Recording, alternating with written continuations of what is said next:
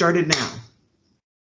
Okay, good morning. My name's Tim Kelly. I'm going to be providing the HazMat Group Supervisor refresher this year to set the stage for expectations. Very new to the team, so I'm probably not going to be able to add a whole lot here, but I got a couple of really experienced guys in the room with me, so hopefully we'll make something useful here. So starting off here, this is 2021. We're going to do a review of the roles and responsibilities of the group supervisor and some of the lead members of the team, talk about the forms and paperwork that needs to be filled out, and move on from there. So this year we're going to talk about decision making the first 30 minutes, hopefully give a guide to people like me who are new on the team to have some process for making your decisions, talk about some of the tools we have, setting expectations with the people that you're putting in lead positions. We're going to cover interactions with the IC, trying to manage using planning, documents, and as I said, the job aids and team management. A little bit on references and developing your incident action plan. And then I've got a couple of scenarios I dug through some resources online to go over to talk about this given a situation. So overall responsibilities of the HazMat Group Supervisor, you've got to provide a briefing with the IC. It's going to be your job to kind of size up the HazMat specific incident in the scene, assess the initial response of the ops guys who showed up first, going to ensure that additional resources are en route that you need. I mean, realize that your IC may not have any HazMat experience, and so they're going to be looking at you to make sure that if you need resources specifically for the HazMat operation and techs and such, you're going to have to relay that information to the IC. You're going to need to assign positions for the science officer, decon officer, entry officer. It's going to be your job to assemble and fill out the site safety plan. Some of that you can farm out to other people, but ultimately it's your responsibility to get that done. You're going to be directing the tactical briefings, and you're going to probably need to be assisting the IC in the termination procedures. So questions and needs the IC may have for you as soon as you show up. Realize that I think probably most of the time what's going to end up happening is the first HazMat unit that shows up, the IC is probably going to start you as the group supervisor. I would suggest that, like for me, if I show up first and I'm the group supervisor, I get somebody more experienced, I'm probably going to say, hey, maybe you ought to take over. So let's try not to allow or allow for probably the best person on scene to deal with the situation that occurs. But the IC is going to want to know, hey, what's the hazard that I'm facing? What problems do I have? What do I need to worry about?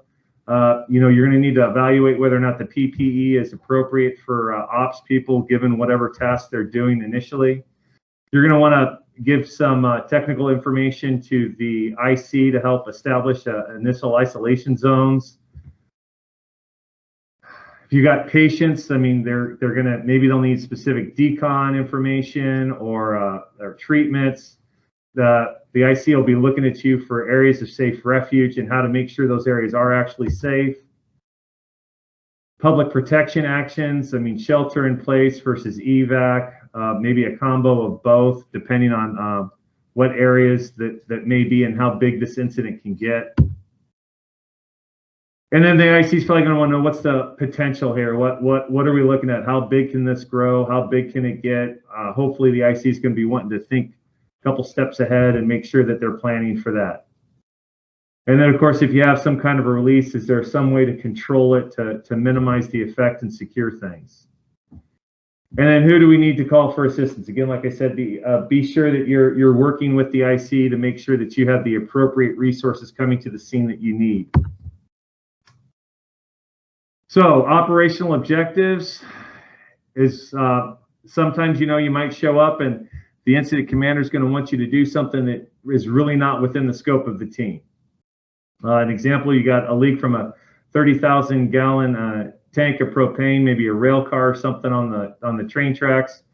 It started small, now it's getting larger. I mean, can we really do anything about that? Maybe, you know, you can say, hey, it's not safe for us to go in there. We need to, you know, you need to just try and as best you can provide some surrounded drown protection, evacuate the area. You know, we can do outside monitoring to try and see the extent of the cloud and where it's going, but we really can't get in there and fix that problem. It's just too dangerous. Maybe you're on a scene where they've detected a reading of 1,500 parts per million of hydrogen sulfide in a below-grade pump room at a sewer plant, and they've got a missing worker. They need someone to go in there and take care of it. Well, you know, we're talking confined space. I mean, that's a rescue operation. So what can we do as a team? We can say, hey, we need to ventilate this, see if we can find a remote valve, we can somehow stop the leak, ventilate it. We can provide monitoring, but to really remove the person, that's not within the scope of our abilities, and we need someone else in there. We've got to, you know, as we're interacting with the IC, we're going to need to provide a briefing with the incident action plan that we've come up with.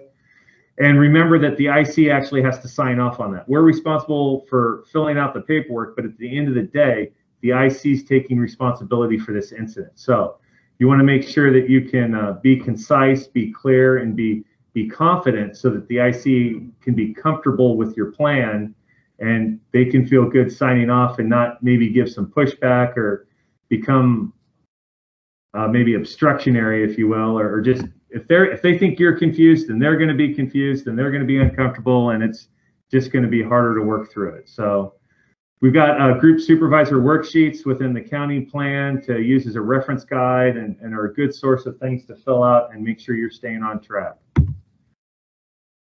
So when you're interacting with the IC, make sure you're addressing any safety concerns, offer up options, maybe recon be the primary mission. Maybe we can shut off a valve if possible. When that initial meeting you have with the IC, getting the objectives from him, you can end with asking if there's any questions or any concerns, maybe some stuff you can move on with. And of course, remember that when we go through the process and we talk about the final briefing with the IC, you have to get them to physically sign the incident action plan. So an example of some of this, you know, you got a leak from a tank or piping of formic acid inside a plating company. You show up, the IC wants you to do a recon, shut off a valve if possible, and make sure that you don't contact any of the product. So formic acid, we can go through our HazMat IQ, realize we're running a red 5 play. You've got that material in your hand, so you know the material is combustive and corrosive. You worry about combustibility as the highest hazard, so we're going to go in and our PPE is going to be bunks and SCBA. Product has a low vapor pressure, so you can expect low vapor product. So when you've got your metering, you set up your levels that you know you need to hit. You're looking for temperature changes. You can sit there and establish your red lights will be LEL above 10%. Any reactions or rising temperature. You let the establish the hot zone as the building, and then your risk assessment is going to be verified with your HazMat IQ, your NIOSH, your WISER, all your research information. So just a quick little rundown of kind of the briefing that you would give the IC before you have them sign that incident action plan. So how are we going to be effective? You need to rely and fall back onto your training, past experience at any incidents you've been to. You can use that as a kind of a slideshow as we talk about in all our training in the fire service. So if you're inexperienced, how do you get there? Well, we can sit here and you can use our blue card processes of establishing command. You can rely on others, the experience of other people around you, be willing to take input. This whole process is going to start with our initial size up. What am I looking for?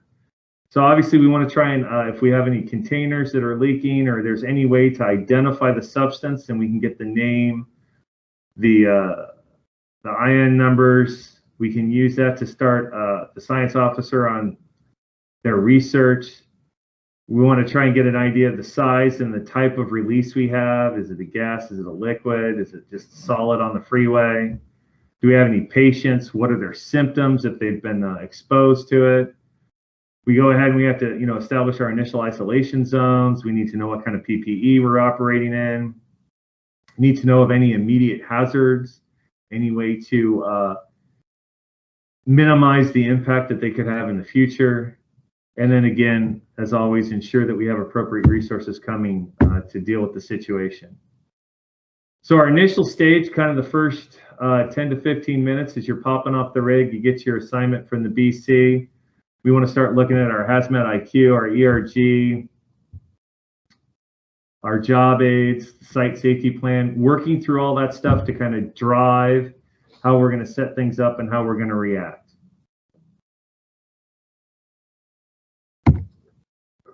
So the second stage, once we kind of get things rolling, establish our team, get the decon officer going, the science officer. Now the science officer really has to take into effect, and they need to kind of do the deep research to try and figure out what we're dealing with and how best to deal with it. So science officer is going to be using, the WISER, the SDSs if available. We can use our peak software if we're dealing with one of the tier 1 facilities, Cameo, Aloha.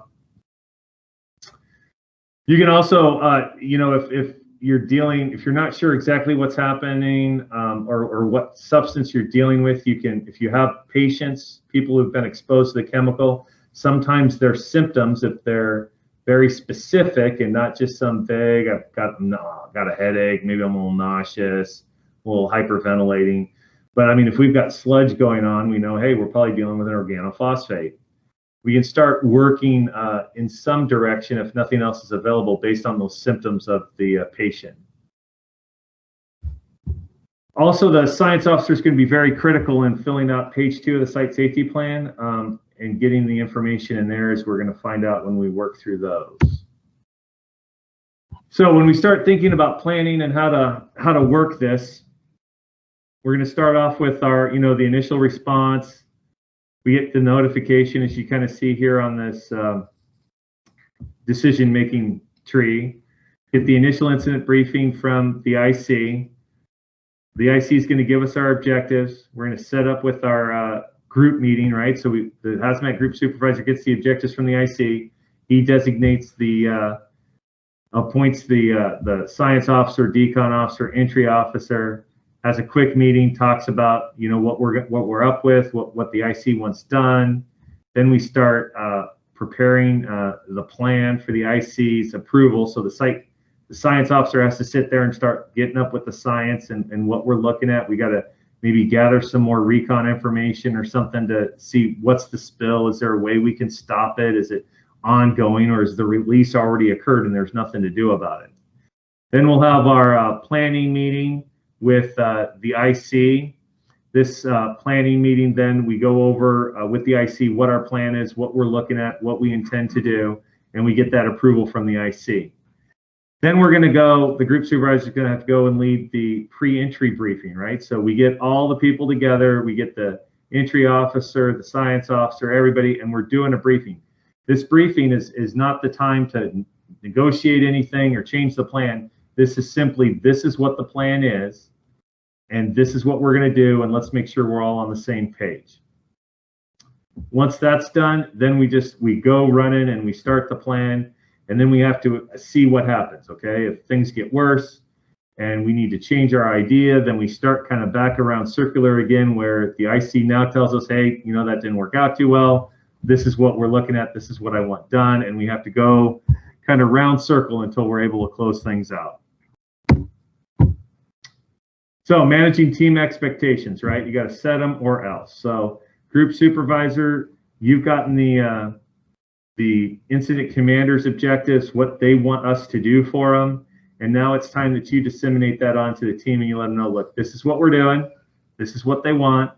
And this is the direction we need to head in. So science officer, I need you to, tell me what the initial isolation zones, to do a plume dispersal so we know how far downwind and what direction we're going in for evacuation. Decon officer, Once the science officer tells us what we need for decon, we need to get that set up. Entry officer, I want, 2 entry teams and a backup. You gotta set those expectations so everybody's clear and we're all running down the same direction. So make sure you give them a brief overview of the situation, the objectives, and then you can give them their worksheets so they can know clearly what is expected of them. So going into those roles, so the science officer, you got a science officer checklist you can hand them out of the county plan. Zoning for the incident, I mean, what are an isolation zones, how far in each direction, downwind, the standard information. Protective public actions, do we need to evacuate, shelter in place? What can we do reasonably? What kind of PPE are we going to need for anybody who's making an entry? What's the hazard risk assessment? What are we looking at? How big can this get and how bad is it going to be for people who are exposed?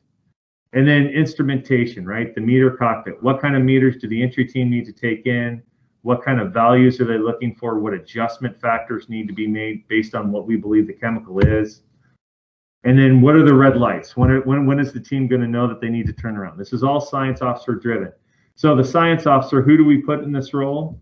Well, you want to try and make sure that you put an experienced person from the team, someone who has some experience, some ability to look this stuff up and operate with these different systems. You definitely don't want to take just whoever was assigned to the rig and that day and make them do the science officer. Maybe they're not even a tech. I've heard of calls before where that ends up happening. So make sure as the group supervisor, you're really putting someone in this role who knows what they're doing, because if we get this wrong, everything else can fall apart. So, and as I said, correction values, that's all going to be the science officer, health concerns. So the HazMat safety officer expectations, right? They're going to fly at the 30,000 foot level. They're just going to try, they need to be someone who, again, is experienced, knows what they're doing. They can understand all the roles, and they're there. And again, they're not the only safety officer. They need to be working and interacting with the scene safety officer of the IC, make sure everybody's comfortable, everybody's on the same page. You definitely want a competent person in this position as well. So, as again, make contact with the incident safety officer, ensure that we've got the proper perimeters established and that everything's confirmed with the incident safety officer. All the zones are identified and marked. Everybody's aware of what the hot zone, cold zone are. The incident action plan is being followed and the forms are all taken care of. And then you can assist with the site safety plan and things that need to be filled out on the paperwork. Make sure that everyone knows what the red lights are and what the points are that we need, and make sure that our comms are all working. The safety officer shouldn't be dictating tactics, but should just be making sure that the tactics that are dictated are followed safely. Entry officer, another role within the command structure. Again, checklists. Make sure they're using their checklist and they've got their form. Make sure they're at the briefing. Make sure they're part of the planning and the pre-fire. They need to then assign their entry team, their backup team. They need to get a support team for PPE, and so the people who are going to help dress the entry guys and the backup teams. Make sure that that entry officer is participating in the initial planning and the briefings so that they're there. They're going to be initiating the entry logs and filling that out as part of their checklist. They're also in charge of making sure that the meters are all calibrated and all the equipment that the entry team is using is appropriate and there and ready. Again, they need to be able to explain to the entry team and the backup team what the plan is, what the zones are, the signals, everything that's going to happen at that briefing. They need to be able to relay that to the entry team so that we're all on the same page. Decon officer, this is another one where we need to have somebody in the role, but this can probably be a little bit less experienced person. We've got a lot of good forms on how to set up the decon lines and what we're doing. But they have to attend the briefing too to make sure they know what chemicals we're dealing with and the appropriate decon measures based on that chemical substance. They need to get their checklist and make sure they're following it. They're going to need at least a couple of people to help them and set them up. So we got to make sure they get the people they need. Could be some ops guys, but depending on the decon and how we have to do it, they may need some techs. They're going to establish their corridor and set everything up. They're going to have to make sure they've got the proper solutions that we're using, or the dry decon pads, and they're going to set up that whole process. They're also going to have to be present at the entry, the pre-entry, and the post-entry briefings to make sure everything's taken care of and we're all on the same page. So here in this little scenario, we got a release of anhydrous ammonia from a 1,000-gallon tank located on the outside of a cold storage facility. Leaks at the bottom of the tank in the valve area. So the IC says, hey, I want you guys to stop the leak, and I want you to help me know, who do I need to evacuate, what people are in danger, what kind of protective actions do we need to do. When you brief and do the whole thing, it's going to be dependent on the timing of techs and when they arrive. I mean, if we're out operating in Smoky Point or out in Stanwood or out in Darrington, I mean, we may be having to sit on our thumbs a little bit, waiting to get enough people to actually put this plan in effect. But, the science officer is going to run off and they're going to do their research, come back with confirming that this is a red zero play. They've got the health risk assessment information done, so we know what people can be exposed to.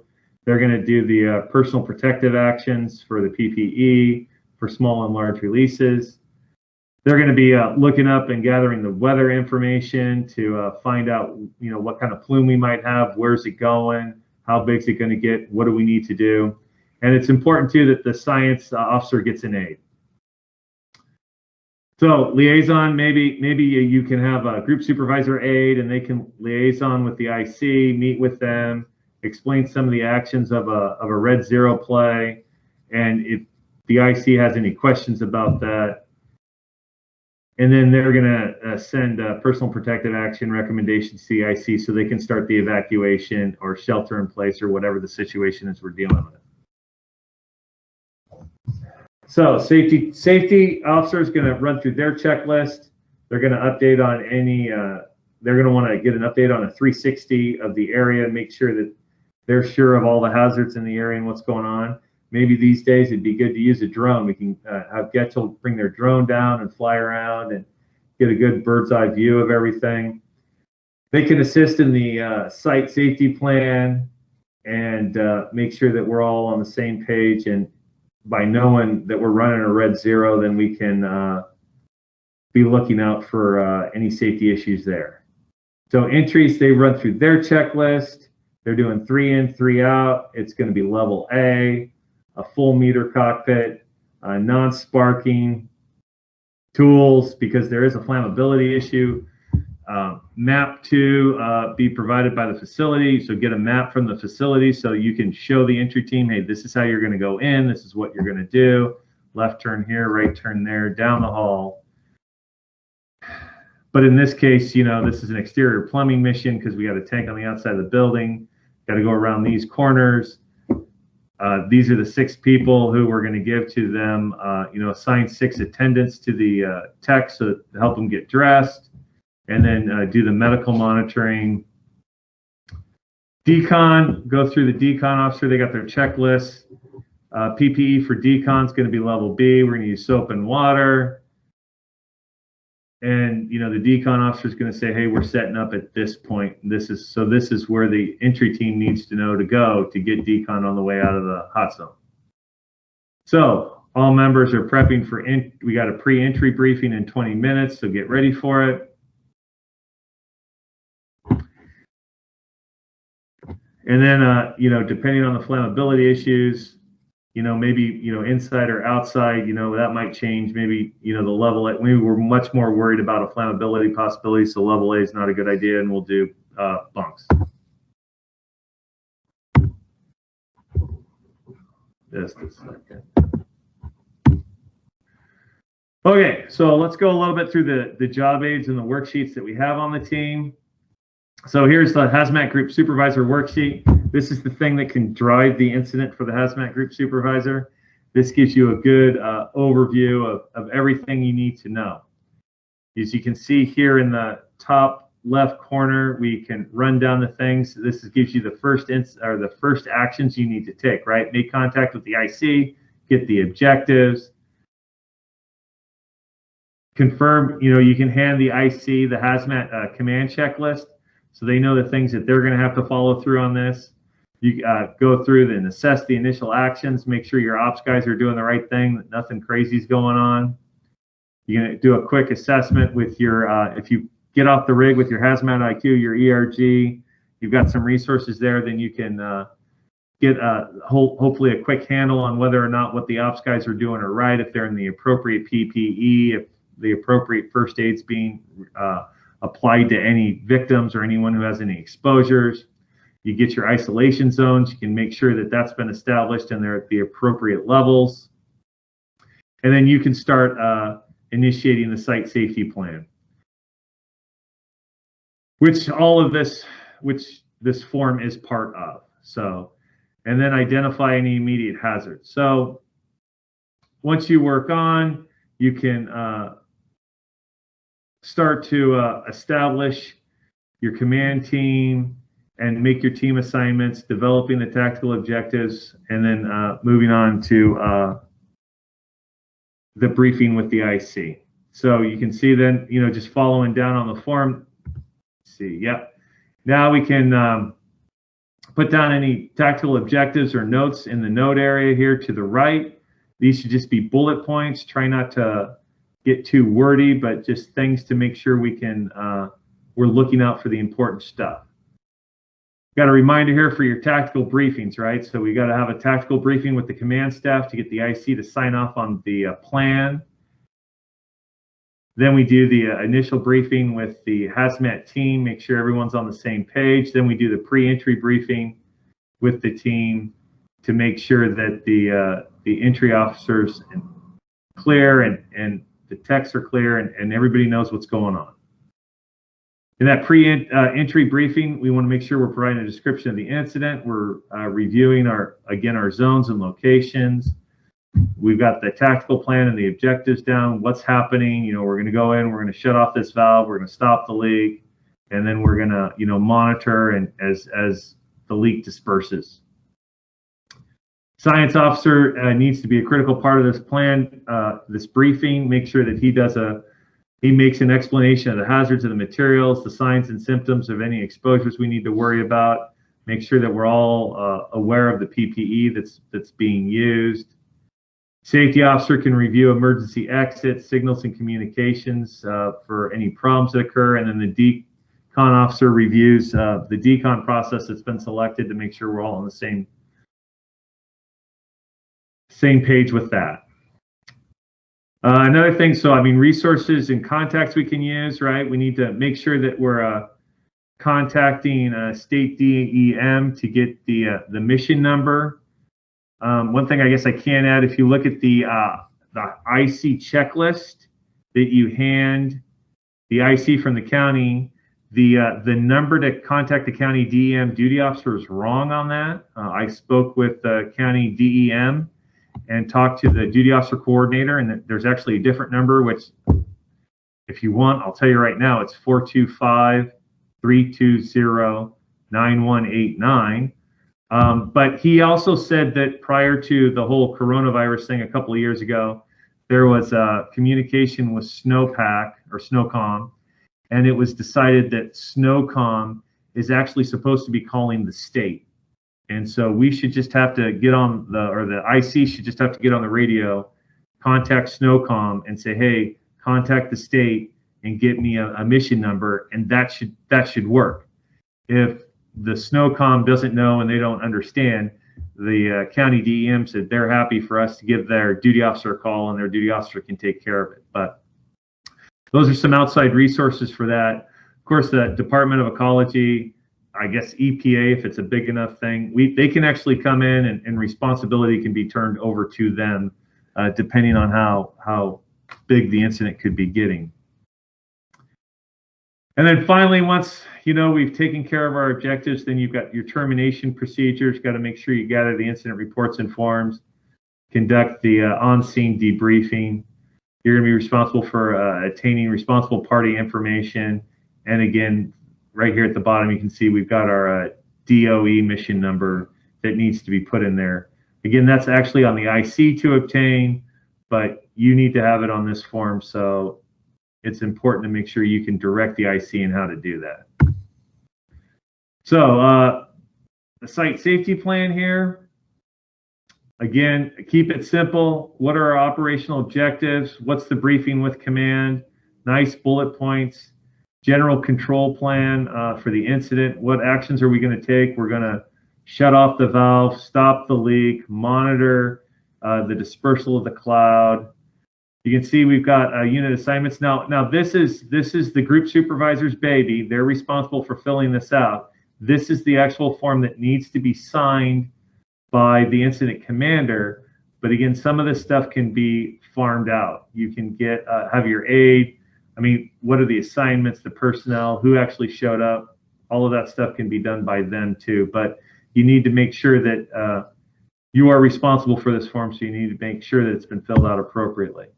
See here down at the bottom, we've got general safety message.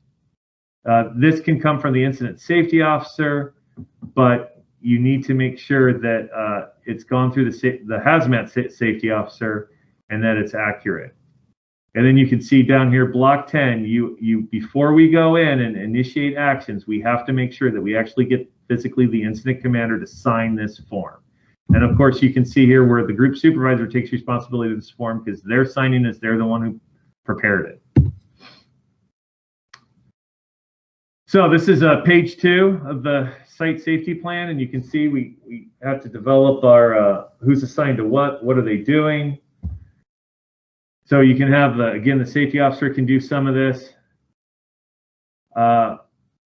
We got a number 5 here, control operations. So again, any notes, anything we're worried about, turn back indicator values, things like that. And then the bottom here is going to be filled out again. It's much by the science officer, where we have to have our green lights, our red lights, what levels are we looking for? And again, you got to make sure that those are adjusted values depending on our meters and what we're using. Here's the hazard risk assessment form. This has to be filled out by the science officer.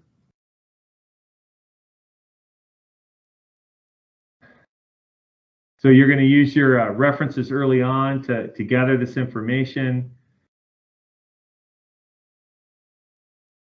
You can use your peak software to do a plume dispersion, get your weather information, your protective gear, what's appropriate for the hazard. This is the back page of that form. You know, we need to put in all the pertinent information for the substance we believe we're dealing with. And you need to give again, put in the red light levels here. If there's no correction factor, then you indicate there's no correction factor. But if you have a correction factor, you need to put that in there so the entry team knows what they're dealing with. Okay.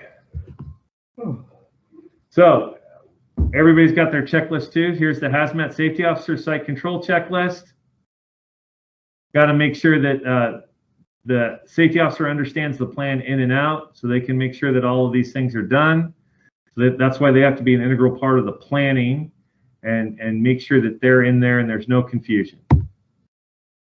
We got our Decon checklist for the Decon officer. Got to make sure that they know, you know, got techs, ops, operations, what's the decon going to be, make sure they're up to date on the material and the appropriate threat and what we're using. And then, you know, the final thing here is we need to make sure that they get back to the HazMat Group Supervisor when everything's set up so we know we're good for entry. Entry officer log, right? We got to get the responsible for the who's entering, the time of entry, the readings, make sure rehab's set up, and make sure that medical is set up for the team when they come out for monitoring. All right, so now that we've gone through that, I'm gonna go through a couple of scenarios here, things I was able to find online, and talk about how some of this gets put together. So our first scenario, you're dispatched late at night to an odor investigation, or the initial call was an odor investigation in a residential neighborhood. On arrival, the crews find a spherical pressure container in the backyard of a residential house. There's no labels on it. There's no chemical labels on it. They were able to find a manufactured label on there that says it was built in the 1940s. And the crew said that, hey, when they kind of first arrived into the neighborhood, they kind of had that mercaptan smell in there from, whether it's natural gas or propane. They weren't sure. Crews have got the resident, they've talked to the residents, told them to just stay in their houses, don't come out. Winds are pretty nominal. It's night, 60 degrees or so, and clear. And this is basically a picture of what they're looking at in the backyard. So small tank, I don't know, a couple hundred gallons maybe. So what do we need to do? The IC is like, I don't know what's going on. Can you figure out what we've got? What's the problem? So we can set up a quick recon, get our paper out, get our full meter cockpit.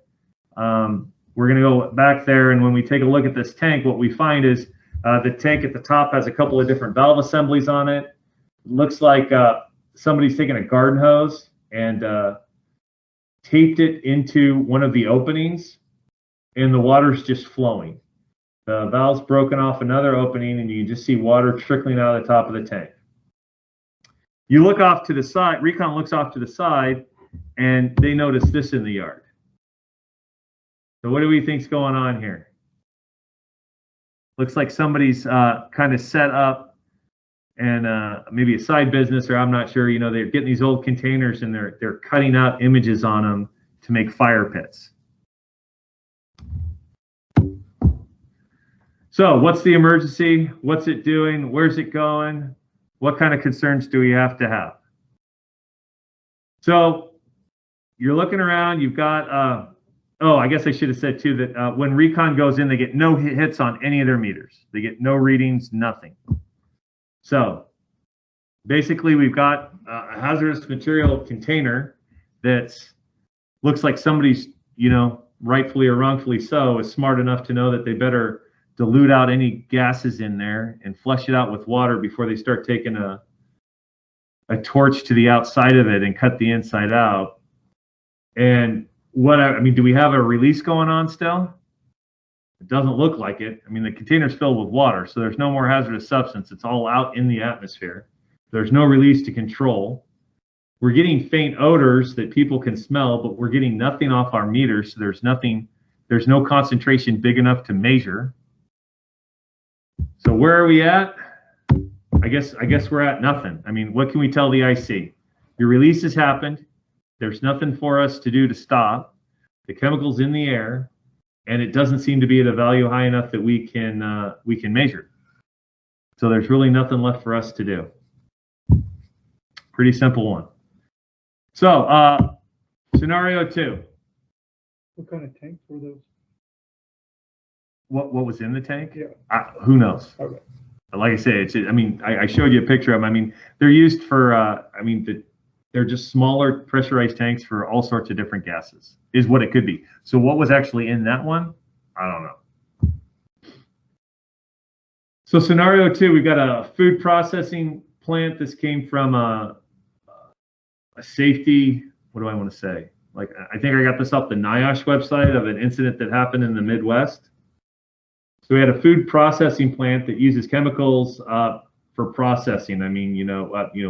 Bleached flour, all these kind of processes. I don't exactly understand it, but basically the facility has a small tank farm for bulk storage, and then they pump the chemicals into the plant into smaller tanks that then they use to bleach their flour or enrich their wheat, whatever.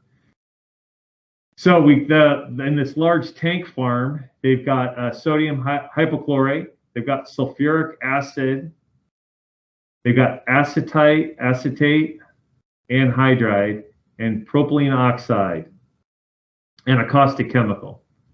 So truck driver pulls up, says, "Hey, I'm here to deliver." I think it's sodium hypochlorite. We'll know in the next slide. And all of a sudden, as he's doing the offloading, a cloud starts to develop around the truck and the tank. Truck driver tries to get to the back of the truck and shut off the transfer pump, but is unable to reach it because the cloud, this greenish yellow cloud that is developing around, pushes him back and he's unable to get there.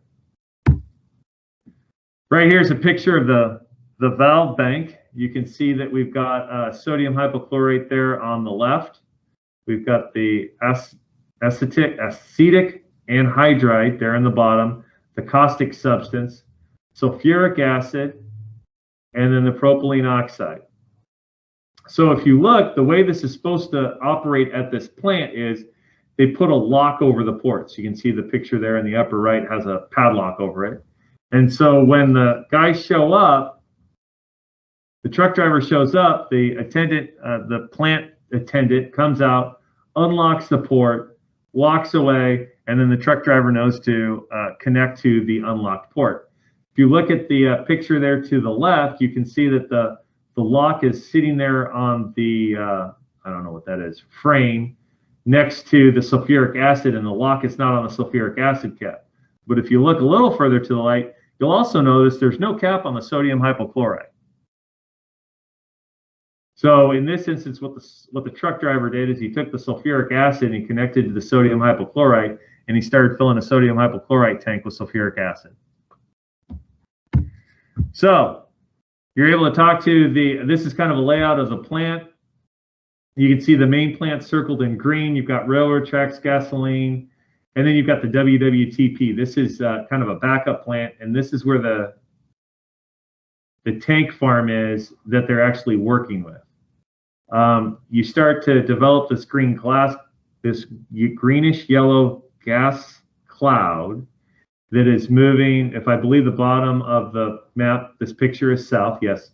So it's moving kind of west-north, kind of towards the main plant. Winds are kind of low, so it's not moving very fast.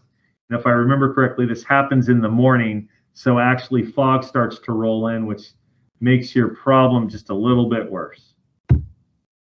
So weather is fog with light wind out of the south. Truck is a 4,000-gallon tanker of sulfuric acid. The tank that they're pumping into has 5,850 gallons of sodium hypochlorite. And we've got 4 current victims, the driver and 3 plant personnel that were stuck inside the office during shift change. All of them have gotten out and are getting medical attention.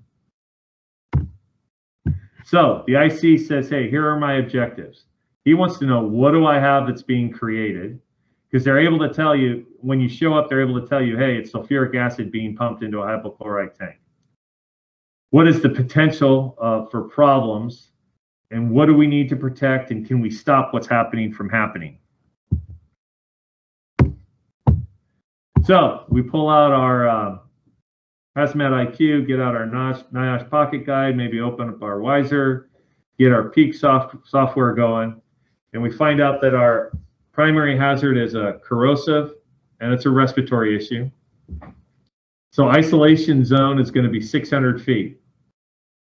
And it also says we're supposed to be evacuating and protecting 3.6 miles downwind. So we got to assess our initial operations taken by the arriving companies, and what they've basically done is they see this green cloud and they've evacuated people from it, and they're stopping people from going into it. Luckily, we have kind of a nominal wind, so we can protect 3.6 miles downwind, but we don't have much of a wind, so we can kind of take that into account. I mean, do we need to evacuate 3.6 miles? I mean, that's basically the town. So, I mean, a couple of things we can do, right, is we can start establishing perimeter monitoring, see what kind of levels we're getting. And I guess I set this up. What is our initial gas? Our initial gas, so I mean, greenish yellow gas, it's chlorine. That's what we're creating. That's the thing that we're most concerned about. So we can start doing setting up some perimeter monitoring and monitoring this gas cloud and seeing how big it's getting and how fast it's moving. With the nominal wind, it's probably not moving really fast, and we can try and help not take away a bunch of resources to try and do this 3.6 mile evacuation, as long as we don't anticipate the wind picking up. And we can try and set up to try and stop. Obviously, you know, with the amount of chemicals we have going, we're going to create a pretty substantial chlorine gas cloud here if we don't stop it. So we work through our HazMat Group Supervisor worksheet, make all our checkoffs. We get down and we come up with our site safety plan, what we're doing. What's our operational objective going to be at this point? We want to stop the mixing of the chemicals.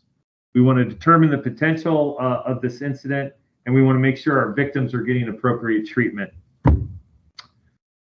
So the general control plan, right? We're going to run a red zero play. We're going to send in a recon team to try and get in and turn off this pumping system, right? Get some information from the truck driver on what we need to do to stop this process. PPE is going to be bunks and SCBA, as we might have a flammable hazard, and probably want to get in there a little bit quicker than to do level A for everybody. We don't really need any meters because we know it's going to be bad. And the perimeter metering we're going to have going on is, again, to define our isolation zone and make sure we are working appropriately. We want to make our hot zone 400 feet from the cloud, and isolation zone is going to be 600 feet from the cloud. And then, again, 3.6 miles downwind is what the ERG tells us, but if we don't have much of a wind, we can consider we're best to use those resources in that case. All right, so we get our HazMat officer is going to fill out our information. The safety officer comes up with, okay, we're going to recon to stop the transfer. We're going to meter to find our size of cloud. And our main concern here is we have a corrosive toxic chemical, gas cloud. So, answers to any IC questions or objectives. What do we have? We told them our reaction is producing chlorine gas. What is the potential? We've got a large, far-reaching gas cloud that can get really big if we let all of the chemicals mix. So, who do we need to protect? Ideally, everyone 3.6 miles downwind and the 600 feet around the cloud. And can we stop it? Well, we're going to try. So we send in our recon. We were able to successfully shut down the process, stop the pumping. And then in this case, you know, they had to monitor for about 3.5 hours before the cloud finally dispersed, and they were able to get in there and clean it up and shut down the incident. I would say any questions, but as this is a recording, I don't think there are going to be many. Any questions from my audience here? Thoughts? No? Okay, well, thank you so much for attending Group Supervisor, and I hope you got something out of it. Thanks, Tim. Thanks, Tim. Yeah, thanks, Val. Appreciate the help. You're welcome. So other than shutting off the pump for the acid, I'm just thinking about that. So you shut off the pump,